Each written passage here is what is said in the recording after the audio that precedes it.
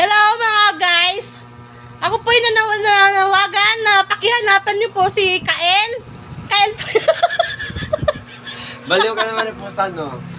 Kasi po, nawawala po siya. Siya po ay tinanan ng kanyang jowa, ng taga Bulacan, yung mataba na malaki tiyan. Ganun ba?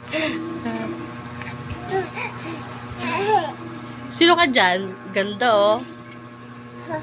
Yayamanin, naka-milk tea.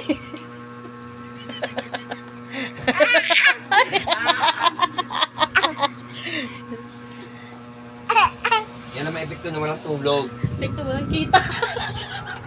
Paano walang ganun sa tulog? Hello mga guys! Ito po epekto namin dahil yung restaurant namin ay walang kumain kundi kami lang. Epekto, lugi na, bankrupt ba? Kaya yung aming mga paninda, nagkadapangis na lang. Ayan, tulungan niyo po kami mga guys. Ito po, nangangailangan po ng aruga. Wala po mag-aaruga sa akin. Bea!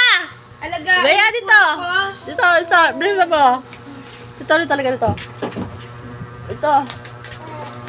Ito po nangangailangan ng aruga. Ito po nangangailangan ng Yeah. pag-ibig. Si Bia Negra. Yung sa kanito, Bia Puti. Dalawa sila eh. Bia Negra at Bia Puti. Yan diba? Dalawa sila. Ito po nangangailangan din.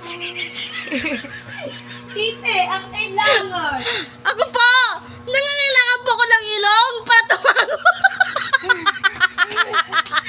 Ito nangangailangan po ng dede para lumaki na. Aray ko. At yun po nakaiga doon, huwag po kayo matakot sa buhay pa. Yun po, si Carlo. Kunong saitan, magbablog ako, puta ako si Carlo. Kunong saitan, sandali po. Saitan mo. Ipakita po namin yung kailangan namin ng tulong para kay Carlo.